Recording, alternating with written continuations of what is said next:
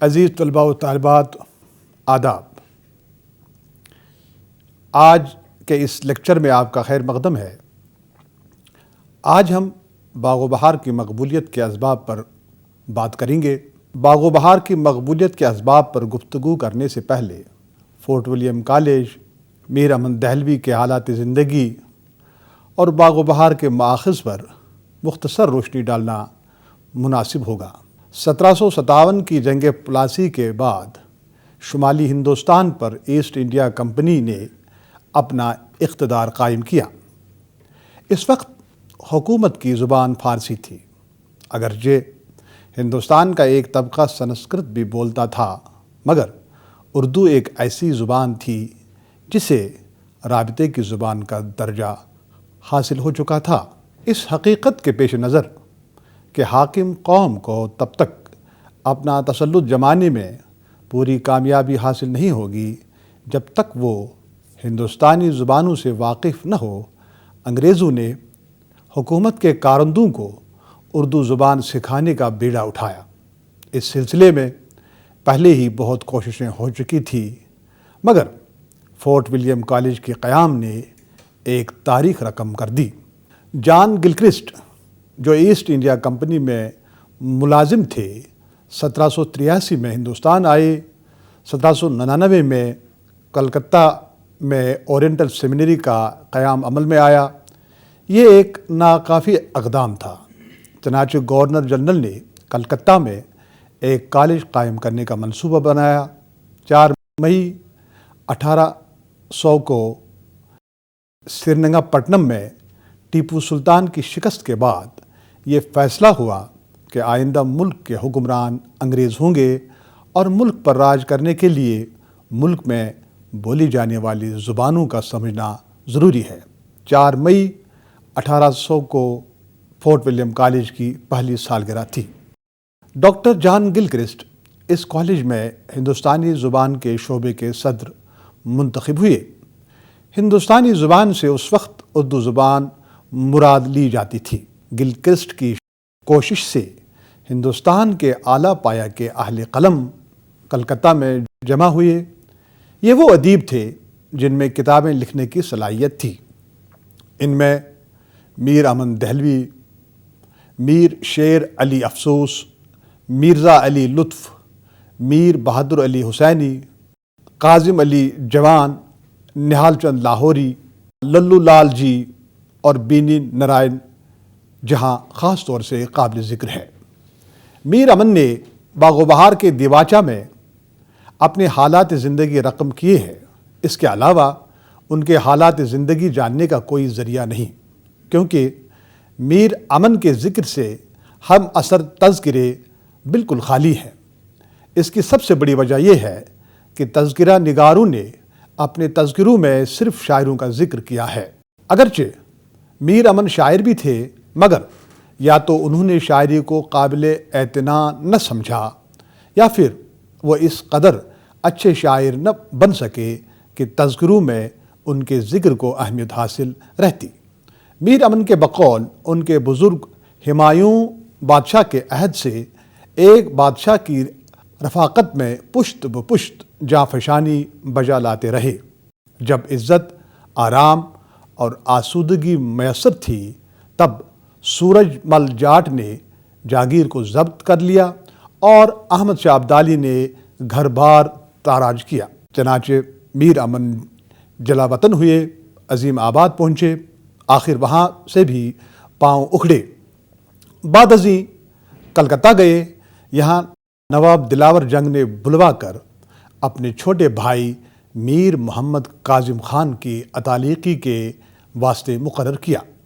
2 سال کے بعد منشی میر بہادر علی کے وسیلے سے جان گلکرسٹ تک رسائی ہوئی اور 1801 میں باغ و بہار کا ترجمہ کیا۔ باغ و بہار کے ماخذ کے بارے میں خود میر امن کہتے ہیں کہ یہ قصہ چہار درویش کا ابتدا میں امیر خسرو دہلوی نے اس تقریب سے کہا کہ حضرت نظام الدین اولیاء جو ان کے پیر تھے، ان کی طبیعت مندی ہوئی، تب مرشد کا دل بہلانے کے واسطے امیر خسرو یہ قصہ ہمیشہ کہتے اور تیمارداری میں حاضر رہتے۔ اللہ نے چند روز میں شفا دی، تب انہوں نے غسل صحت کے دن یہ دعا کی کہ جو اس قصے کو سنے گا خدا کے فضل سے تندرست رہے گا، جس سے یہ قصہ فارسی میں مروج ہوا۔ اس بیان کے علاوہ میر امن نے باغ و بہار کی اولین اشاعت کے سرورق پر یہ اعتراف ان الفاظ میں کیا تھا کہ باغ و بہار تالیف کیا ہوا میر امن دہلی والے کا ماخذ اس کا نو طرز مرصع کہ وہ ترجمہ کیا ہوا عطا حسین کا ہے، فارسی قصہ چار درویش ہے۔ اس اعتراف کے باوجود مولوی عبدالحق اور حافظ محمود شیرانی کے مطابق یہ قصہ محمد شاہ کے عہد میں جو 1131 ہجری سے 1161 ہجری کے عرصے پر محیط ہے میں لکھا گیا ہے۔ میر محمد حسین عطا خان تحسین نے اس قصے کو فارسی میں اردو میں ترجمہ کر کے اس کا نام نو طرز مرصع رکھا۔ چونکہ تحسین خوش نویس تھے اس لیے مرصع کے لقب سے مشہور تھے۔ میر امن نے جب گلکرسٹ کے ایما پر ترجمہ کیا تو اس کی بنیاد نو طرز مرصع ہی بنی۔ نور الحسن نقوی لکھتے ہیں کہ چہار درویش کو تحسین نو طرز مرصع کے نام سے اردو میں منتقل کر چکے تھے، لیکن اس کی زبان مشکل اور فارسی آمیز تھی، زبان زیادہ تر مقفع تھی، اس لیے اس کا سمجھنا دشوار تھا اور کالج کا مقصد تو اس سے کسی بھی طرح حاصل نہیں ہو سکتا تھا۔ میر امن نے اسے آسان اور بول چال کی زبان میں ڈھال دیا۔ مقابلہ کرنے سے اندازہ ہوتا ہے کہ تحسین کی نو طرز مرصع کے ساتھ ساتھ اصل فارسی کی کتاب بھی میر امن کے پیش نظر تھی۔ اس کے علاوہ امیر خسرو کے ضمن میں جو انکشاف میر امن نے کیا ہے وہ بھی تحقیق کی روح سے غلط ثابت ہوا ہے۔ حافظ محمود شیرانی دلائل و برائن کی بنا پر یہ نتیجہ اخذ کرتے ہیں کہ بعض امور ہیں جو اس کتاب کے سرسری مطالعے کے وقت ہماری نظر سے گزر رہے ہیں، ان میں سے اکثر و بیشتر ایسا مواد ہے جو کتاب کو امیر خسرو کے ساتھ وابستہ کرنے کے بجائے اس کے جدید العمر ہونے کی شہادت پیش کر رہا ہے۔ شمس رحمان فاروقی کے الفاظ میں داستان ایسا بیانیہ ہے جو زبانی سنانے کے لیے تصنیف کیا جائے، چاہے فی البدی، چاہے سوچ سوچ کر، خواہ دن رات کی محنت سے لکھ کر یا دل میں گھڑ کر، پھر زبانی یاد کر کے صرف سنانے کے لیے یا چھپوانے اور سنانے کے لیے، یعنی طریقہ تصنیف و تشکیل جو بھی ہو، لیکن مقصود یہی ہوتا ہے کہ اس بیانیہ کو زبانی سنایا جائے۔ فاروقی صاحب دوسری جگہ فرماتے ہیں کہ اگرچہ باغ و بہار اور فسانہ عجائب صحیح معنی میں داستان نہیں ہے، لیکن ان دونوں کتابوں کو داستان کے طور پر پڑھایا گیا ہے، اور یہ کہ باغ و بہار میں اخلاقی اور مابعد الطبیعاتی تلازمات و تصورات کا فقدان ہے۔ اس میں کسی مخصوص تصور کائنات کو نہیں پیش کیا گیا ہے۔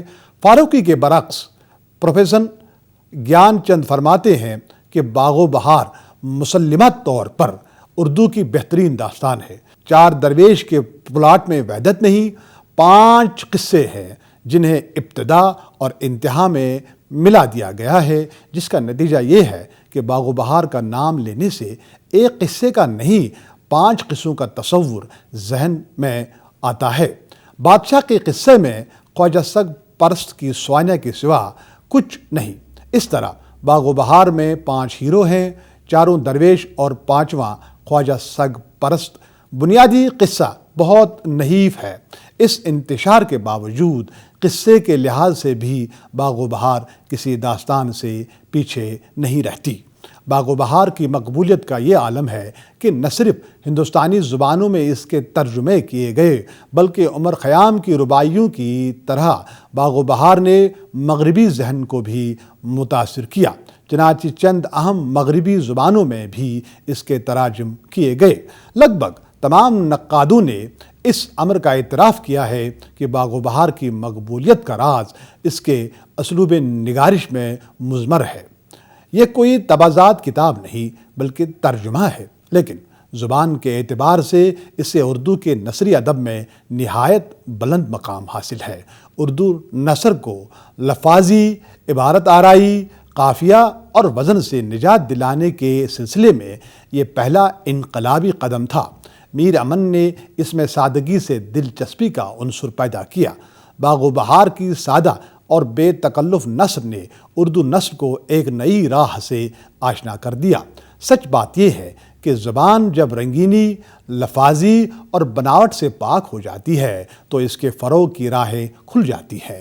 باغ و بہار نے اردو نثر کے فروغ اور ترقی میں ایک اہم کارنامہ انجام دیا ہے۔ ڈاکٹر فرمان فتح پوری فرماتے ہیں، کوٹ: دہلوی تمدن کی آئینہ داری سے قطع نظر باغ و بہار کا اسلوب کچھ اتنا دلکش، سادہ اور شگفتہ ہے کہ موضوع اور نفس داستان سے عدم دلچسپی کے باوجود وہ ہمیشہ ہماری توجہ کا مرکز رہے گی۔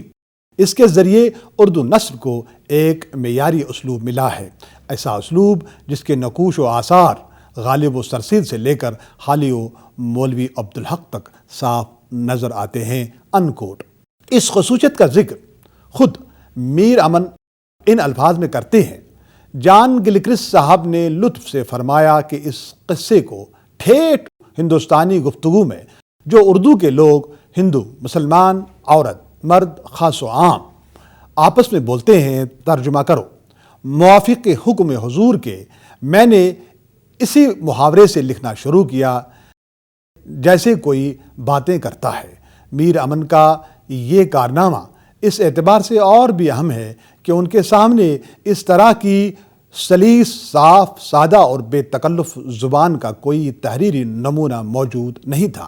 اس لحاظ سے اگر یہ کہا جائے کہ میر امن نے باغ و بہار کے توسط سے اردو زبان کو ایک نیا اسلوب نگارش عطا کیا تو بجا ہوگا۔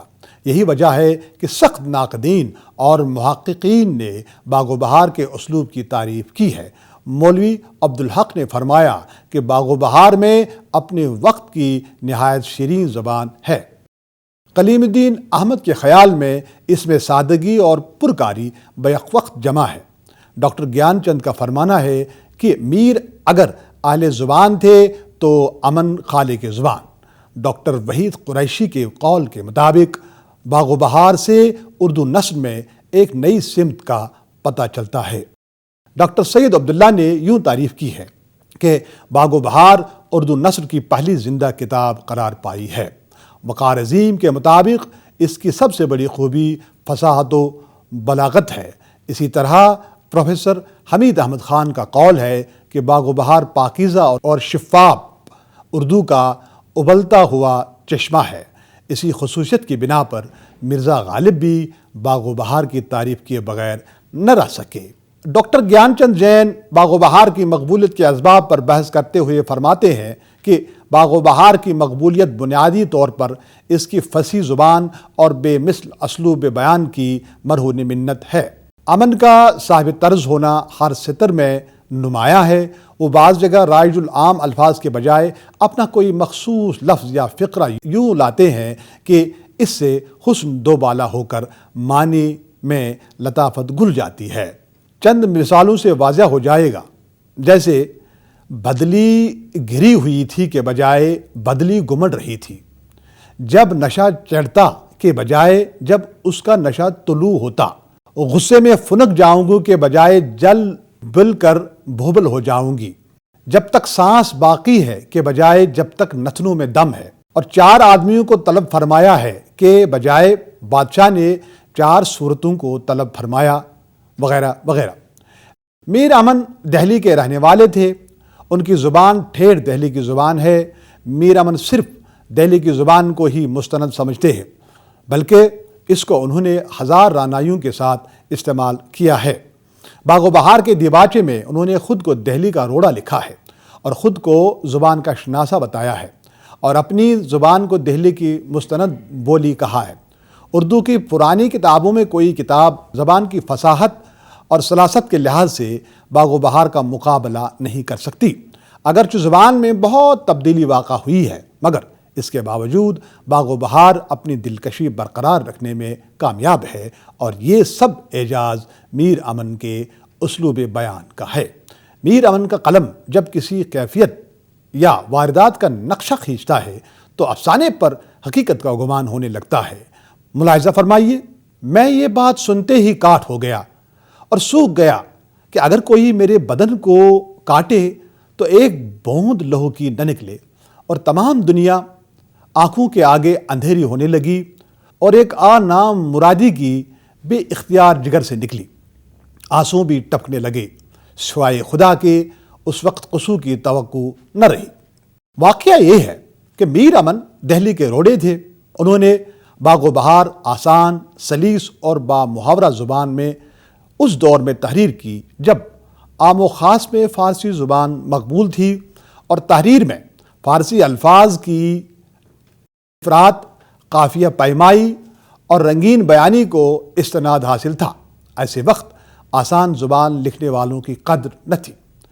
امن کا لہجہ خاص دہلوی ہے، محاورہ خاص مقامی ہے، اور تحریر سے ہندوستانی بو آتی ہے۔ مثال کے طور پر، یہ میری بات سن کر خفا اور بد دماغ ہوا، اور جتنا مجھ سے لے کر جمع کیا تھا سب زمین پر ڈال دیا اور بولا، بس بابا اتنے گرم مت ہو، اپنی کائنات لے کر راکھ چھوڑو، پھر سخاوت کا نام نہ لیجیو، سخی ہونا بہت مشکل ہے، تم سخاوت کا بوجھ نہیں اٹھا سکتے، منزل کو کب پہنچو گے، ابھی دلی دور ہے۔ باغ و بہار۔ دراصل بات یہ ہے کہ باغ و بہار کی عبارت کی سادگی اور روانی میں ایک طرح کا حسن اور لطافت موجود ہے۔ اکثر اوقات سادگی عبارت کو سپاٹ اور بے مزہ بناتی ہے، مگر میر امن کی سادگی قاری کو اکتاہٹ کا احساس نہیں ہونے دیتی۔ کلیم الدین احمد نے صحیح فرمایا ہے کہ باغ و بہار کی سادگی سپاٹ نہیں، اس میں ناگوار نیرنگی نہیں، یہاں سادگی و پرکاری بیک وقت جمع ہے۔ اسی ضمن میں سید وقار عظیم کا فرمانا ہے کہ میر امن کے طرز بیان کی ایک خصوصیت یہ ہے کہ ان کی سادگی ہمیشہ عمومیت اور ابتذال کے داغوں سے پاک رہی ہے۔ اس سادگی کی ایک تہذیبی سطح ہے، اور میر امن کبھی اس تہذیبی سطح سے نیچے نہیں اترے۔ میر امن معاشرت کی مرقع نگاری میں کمال کا ہنر رکھتے ہیں۔ وہ اپنے بیانات کو جزیات سے مالا مال کر کے قاری کو حیران کر دیتے ہیں۔ مثال کے طور پر یوسف جوہری کی ضیافت، بصرے کی مہمان نوازی وغیرہ۔ بقول گیان چند، میر امن نے شعوری طور پر دہلی کی معاشرت کی نقوش کو جا بجا محفوظ کر دیا ہے۔ میر امن نے اشیاء کے ذکر میں فروعات کا خاص خیال رکھا ہے۔ انہوں نے جگہ جگہ پر کھانوں اور ساز و سامان کی قسمیں تفصیل سے گنائی ہیں۔ اسی طرح مختلف پیشوں سے متعلق فروعات میں بھی اپنی زبان دانی کا بھرپور مظاہرہ کیا۔ مثلاً چور چکار، جیب کترے، صبح خیزے، اٹھائی گیرے، دغاباز، اس طرح کی مثالوں سے باغ و بہار بھری پڑی ہے۔ میر امن الفاظ کے برمحل استعمال کے ہنر سے واقف تھے۔ انہوں نے الفاظ کو ان کے صحیح مفہوم میں موقع و محل کی مناسبت سے استعمال کر کے اپنی انشاء پردازی کے کمال کا مظاہرہ جگہ جگہ پر کیا ہے۔ میر امن کا ہر لفظ عبارت کا ایک جزو ناگزیر بن جاتا ہے۔ اس طرح انہوں نے فارسی الفاظ، تراکیب، تشبیہات اور استعارات کے استعمال میں بھی اعتدال کی روش اختیار کی۔ میر امن کی تحریر میں فارسی کے الفاظ کم اور ٹھیٹھ اردو کے زیادہ ہیں۔ انہوں نے جگہ جگہ پر برج بھاشا کے اشعار استعمال کیے ہیں۔ مقامی الفاظ کا بے تکلف اور لطیف استعمال کر کے اپنی بات کا وزن اتنا بڑھا دیتے ہیں کہ دیکھ کر حیرت ہوتی ہے۔ اسی طرح میر امن نے اپنی زبان میں روزمرہ اور محاورات کا بھرپور خیال رکھا ہے۔ پروفیسر حمید احمد خان فرماتے ہیں، اردو نثر روزمرہ کی روانی اور ٹھیٹھ محاورے کے لطف سے پہلی مرتبہ باغ و بہار میں آشنا ہوئی۔ باغ و بہار کی مقبولیت کی ایک اور اہم وجہ معاشرت کی عکاسی ہے۔ میر امن نے خود کو دہلی کا روڑا لکھا ہے اور اس پر انہیں فخر ہے۔ یہی وجہ ہے کہ باغ و بہار دہلوی تہذیب و معاشرت کی مرقع نگاری کی ایک خوبصورت اور دلچسپ کتاب ہے۔ اس میں میر امن کے دور کی دہلوی تہذیب سانس لیتے ہوئے نظر آتی ہے۔ میر امن کے عہد میں دہلی کی معاشرت خوش پوش اور خوشحال تھی۔ تکلف و اہتمام اور آرائش و زیبائش اس معاشرے کے تہذیبی امتیازات میں شامل تھے۔ مہمانداریوں کے علاوہ مختلف تقاریب اس تہذیب کے نمایاں عناصر تھے۔ شاہی محلات اور درباروں میں بزم آرائیوں کا دور تھا۔ میر امن نے ان سب چیزوں کو اپنی ضروری لوازمات کے ساتھ باغ و بہار میں محفوظ کر دیا ہے۔ میر امن نے دہلی کی تہذیبی زندگی کے ان لوازمات کو تمام تر جزیات اور تفصیلات کے ساتھ مؤثر انداز میں پیش کیا ہے۔ دہلی کی ضیافتیں، محفلیں اپنے تمام تر ساز و سامان اور آرائش و زیبائش کے ساتھ باغ و بہار میں جگہ جگہ پر موجود ہے۔